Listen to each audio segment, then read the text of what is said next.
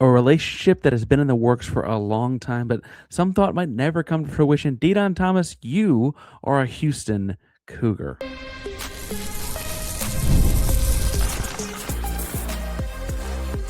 You are Locked On Cougs, your daily podcast on the Houston Cougars, part of the Locked On Podcast Network, your team every day. Locked On Cougars Daily Podcast about your Houston Cougars. I'm your host, Houston-born teacher and coach Parker Ainsworth, and this is a little bit of a bonus edition here of Locked On Cougs. We're looking at big commits from the weekend. Commitment number 2 for the Cougs over the weekend was Dedan Thomas Jr. Big commitment out of LSU. We'll talk some about background here, the story here, the fit here, etc. It's not being a traditional linked episode or anything like that, but just excited about what Houston's got going in a fun and unique offseason with a bunch of spots to add and some important places. And look, there's no more important spot in Kelvin Sampson's system than point guard. So I want to talk about all that today. Point guard, Kelvin Sampson, though, has said, when you talk about 3 people that cannot have bad days. It's your coach, it's your best player, and it's your point guard.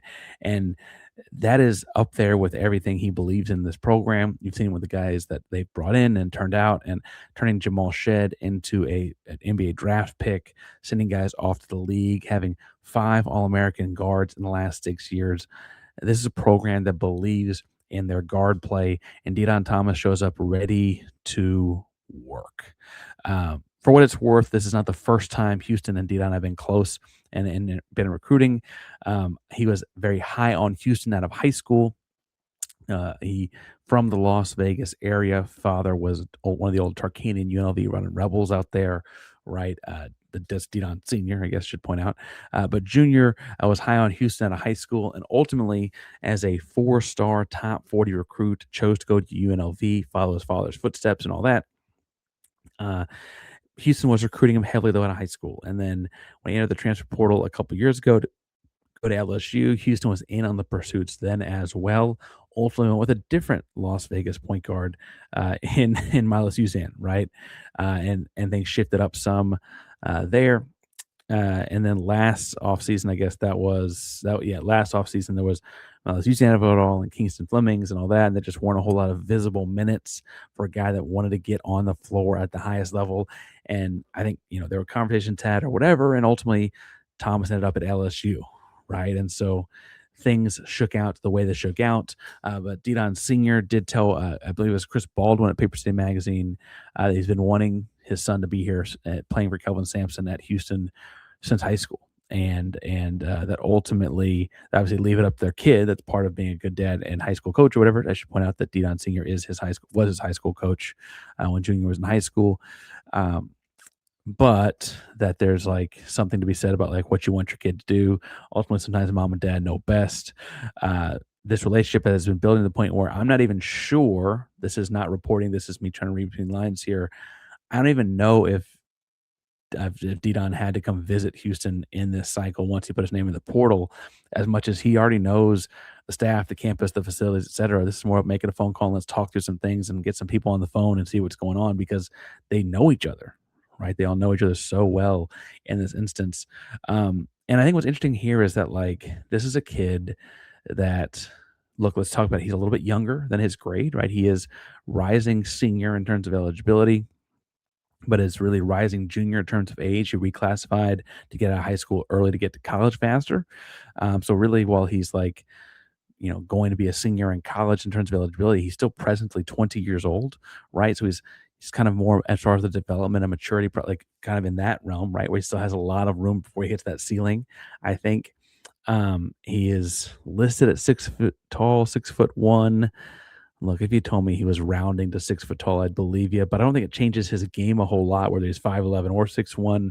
He's a little undersized, obviously at point guard, but he gets in the lane so quickly, so explosive.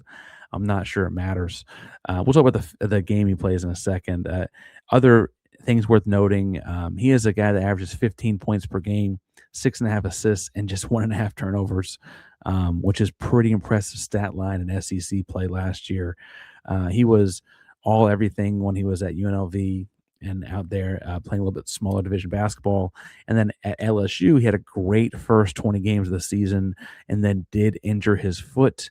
It does sound like that injury is going well. All indications are that he'll be back over the course of, if not at the end of the summer, certainly by the time September comes around, things are getting started and things like that. So I don't think it should be any hindrance. Sounds like a clean recovery and all that so far.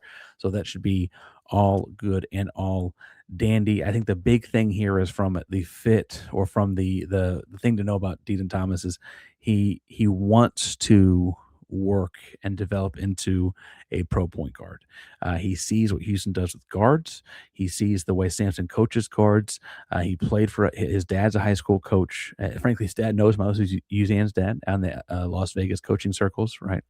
Probably also know the Isaacs family of too, for whatever that's worth. But Dedan wants to be coached hard, wants to be developed, wants to be worked. And I think that sometimes wanting those things, we talked about like when 5-star Jarris Walker showed up and what that said about him, that a 5-star wanted to come get coached by Kelvin Sampson. Same thing with CNAC, same thing with Kingston Flemings, etc. When guys that have options to go play at cushier programs and cushier deals sign up to be coached and worked like this, they know what they're signing up for. This is not a program that's going to bend and shift and shake, right? Sampson is what Sampson is, and Sampson does what Sampson does. And if you're signing up for it, you know what you're signing up for. And to put it bluntly, if you don't want to sign up for it, he'll go find someone else, right?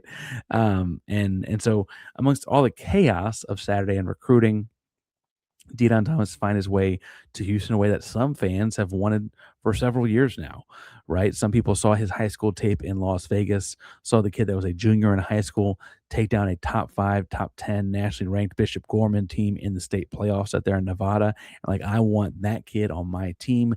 Well, guess what, Houston Cougar fans? Now he is. Look, he's been undersized his whole life. It's not like something new to him. I will say that it feels like he's got a chip on his shoulder that comes from that, while he's had the high levels of coaching and experience and things like that that come with being the son of Dedan Thomas Sr. living in Las Vegas, right? Again, Tarkanian running rebel. I think that though that combination serves him very, very well. I think the fit here is interesting because we'll get into it in a second, but the offensive fit is like chef's kiss, right? And the defensive fit is like, ooh, that's what we're here. That's what we're working on. And I want to talk about that in a second because I think that that's actually more positive than people realize. I do. But first, today's show is brought to you by our buddies over at TurboTax because it's tax time. For a lot of us, the way of doing taxes is a lot. Trying to book an appointment is not the most convenient thing out there. Sitting in a waiting room with a stack of papers, emailing back and forth, wondering if they're really going to be able to understand your situation. But this year, you're getting a major upgrade into a TurboTax has in-person locations nationwide. You can meet face-to-face with a real tax expert and get your documents uploaded straight to your TurboTax app on the spot. And just like that, you're done. Your TurboTax expert goes to work. You get every dollar you deserve, while you get real-time notifications all about your day as you go about your day. It's the relief of walking in and meeting a real person, walking out knowing your taxes are being handled right. Head to TurboTax.com/local to find a store near you and book your appointment. Parker Ainsworth locked on Coogs. And remind you guys, just sign up for the Everydayer program. The all access tier has some fun stuff. I want to probably break down the chaos of Saturday and the recruiting and transport and all that. A little bit more detail for the all access folks over there, and a ad hoc kind of thing for Monday morning. We also obviously have the Everydayer Discord server. I'm constantly going back and forth with guys about what I'm hearing, what they need to know. You have a merch store and all kinds of other options. You can go to lockedonpodcast.com/everyday to learn more, or hit the link in the show notes to go ahead and get signed up. Now, I mentioned that the fit for Dedan Thomas was maybe, I think, really, really like, thank God on offense, and on defense, it left some to, okay, there's some question marks here. And I think that's actually a more positive thing than people might realize. Let's start with the offense. The obvious clear cut good is this guy is going to come in and get buckets. Very shifty. Yes, he's left hand dominant, but even versus like high end SEC talent, they can't keep him off of his left hand. He has just enough on the right side to keep teams honest. As Houstonians, you probably remember James Harden, right? The same kind of idea, like he was hard left all the time and didn't seem to matter, right? The same kinds of concepts here for Dedan Thomas Jr. feels like the increase of assists per game from his time at UNLV, where he's in the low fours, to again to 6.5 at LSU, was as much about him getting smarter with the basketball and turning into more of a true point guard, as it was about his teammates getting better because they were also playing better defense a lot of the time too, right? You see sometimes point guards move up a division or whatever, and their assists go up because the guys are just hitting more shots. I think there's some of that too, but I think he's also just a smarter basketball player now than he was at 17, getting here graduating high school a year early to get off to college. He gets in the paint so well, it gets downhill, shifty, gets down inside the paint, gets inside the painted area, that I think that makes the assist almost easier. Defenses collapse, guys get a rotation, and he can whip the thing around or drop it off to a big or whatever. He likes the lob. I think you're good for about a lob a game, if not more, to JoJo, Arafan, Gillespie now, or whomever, right? I think you'll see a handful of those. And then here's the deal to me: 6.5 assists per game and just 1.5 turnovers. We looked at Marcus Burton and other point guards that were looking at coming to Houston that had great offensive games. The key here to me is this guy is a true point guard in terms of the assist to turnover ratio in a way that a lot of those other scoring point guards aren't. And that, maybe it's his maturity, maybe it's that his dad was a coach, he's been the coach at the high level for a long time. Whatever the case may be, this guy's in the 99th percentile of assist turnover ratio last year. And look, you're like, Parker, he only played 21 games and da da da da. He missed some of the SEC schedule. Okay, sure. The lowest he's been in his college career is the 92nd percentile in terms of assist turnover ratio. The guy is a really, really efficient, effective guy. He just doesn't turn the ball over a whole lot. And when we think about like things that Houston's done well, right? When Houston's been great, what have they done? We talked about this week that they were always had their best teams have high scoring point guards. Even when the point guard's the third most scoring player on the team, they're still getting over 10, right? Dedan Thomas is that, but they also, when Houston's been good, have always been a low turnover outfit. And last year, there were games where they turned the ball over a lot. They kind of lost those. The year before, there weren't, and they didn't. I think Dedan Thomas is more of a shift back to that low turnover kind of basketball we're used to seeing at Houston. Again, he's just a smart, cerebral offensive player that processes at a high speed because he moves at such a high speed. It's just very, very natural on that side of the floor. The defensive side of the floor, look, I want to say part of this is probably his size. We mentioned he's around 6 foot 6'1". He's a little bit skinnier, and I don't think it's that he's bad defensively. I think he gets a bad rap because he's an undersized guard. I will say, like, I think that will be the part he works on the most at Houston, right?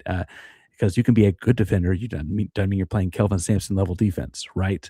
And so I think you'll see some of that. I think we also, when we think of like typical Kelvin Sampson smaller guards or shorter guards, they're still stockier, right? Like Jamal Shead was still big shoulders. Marcus Sasser had the big shoulders and long arms. You see like these guys that have the either long wingspan or big shoulders or a big chest or something. And he's, I guess, got a little bit on the longer side of arms, but it's not quite the same wingspan as a Sasser. It's certainly something less, he's just not built quite like that, but he's got great foot speed, got great quickness. And again, he wants to get better. I think you sign up for this if you're him because look, he probably is not going to get the medical red shirt from it because he played 21 games last season. This is his last season of college basketball. And if you want to make that leap into the NBA, you're going to have to guard. And if you're going to have to guard as a guard, who you're going to get coached by? But Kelvin Sampson. I think that's when you sign up to do that, there's a willingness to work on that I think is something worth commending and also worth pointing out. Like, he's going to sign up to work. He's going to show up and work right now. I also think that his analytical numbers indicate that he's, again, like, not necessarily playing with great defenders at UNLV or LSU. And I think that probably shapes some of this too, right? Because if a point guard is going to funnel to a big man and the big man's not going to be a great defender, well, that funnel didn't work so well. At Houston, if you have him working to funnel a guard or push someone to a double team, I feel more confident in the guy he's working with, right, as a product of his teammates. Think about, like LJ Cryer came to Houston from Baylor, and all the Baylor fans were laughing. This guy could never play for Sampson. He can't guard. He can't guard. He can't guard. Look at what Cryer developed into in his time at Houston, right? Now he had more time at Houston, but even by the end of that first year, Cryer was a much better defender than he'd ever been at any point at Baylor. I think you're looking for a similar kind of growth out of Dedan Thomas. I'd also point out that from a growth and development perspective, we've said it a few times on this episode, he's on the younger side. I think you're looking for more of a on the defense side of the basketball, a bigger jump because he is a guy with a lot of room left to grow still. And frankly, if he plays Houston Cougar level defense with the offense he's got, he is a pro, like a real, like a first round into first round pick at the worst kind of pro. And I think that's incentive enough for a guy that wants to get to the next level. Now, as far as things that indicate what you're trying to read about his offense or defense or whatever, he plays with enough physicality on offense. I don't think he's like scared of the physicality on defense. I think he just needs to be coached more on what to do and where to be there. He's not a great rebounder. He doesn't get a whole bunch of rebounds. He doesn't chase after rebounds. I also think in watching his UNLV tape, they were more focused on him getting involved in the offense and him getting involved in transition plays offensively and defensively and stuff like that. That it kind of shaped his rebounding numbers. I don't think it's quite fair to say that was all him. I think it's more of a system thing too. Now, they do the system because he came into it or whatever. That's fair. But I think that his offense makes him you have to play him 34 minutes or more per game kind of guy. And so defensively, you're going to consistently work on growing, growing. That's going to lead to some frustrations in November and December and maybe even into January. And fans are going to get over that because it's going to be worth it in the end, I think. And I think the same way we saw Miles Uzan struggle in his first year at Houston in November and then grow into things by the time we got to conference play, right? I think I see some of the same kind of growth out of Dean Thomas. You're looking for games to watch out of him. I watched the Arkansas game. They played Arkansas. And it wasn't every single play, but he covered Darius Acuff a lot. And I was trying to watch the defense there. Acuff had 31 points on 19 shots. Should be open and honest. That's a lot of points, right? But for reference, when Houston played Darius Acuff, he had 27 points on 15 shots. So obviously some of that's just Acuff's really good, right? He's a really good point guard. That's why he's going to be a top 10 pick. I do think a key difference, though, was Houston was able to turn him over a lot and frustrate Acuff. And when Dedan Thomas was covering him, they didn't turn him over quite as often. Now, part of that, I think, is that Houston's got better surrounding pieces, right, as well. But anyway, I think that the defensive game I kept an eye on the most because it was comparable. I could go back and check my notes when Houston played Darius Acuff in Arkansas and see what happened there, right? Um, I also think it's worth pointing out that he had a game of 16 points and 12 assists over against SMU. He only needed 9 field goal attempts to do that. That's a game I think worth watching. And look, his UNLV tape is fantastic. He had 15 or more points in 18 of the 26 games of sophomore season there. He had a big game winner over San Diego State. I can't remember which of his 2 UNLV years that was, but a big game winner. Took some real stones to get to isolation play. Hey, your world kid, and he had a jumper fading away. It was sick. So again, great tape to watch out of him too. Gonna watch some more. And they'll break it down for you on Monday between him and Gillespie and whatever else happens in the portal.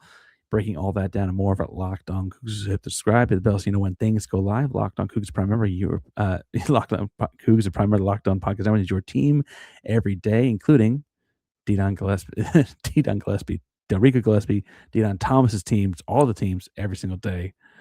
Go Cougs.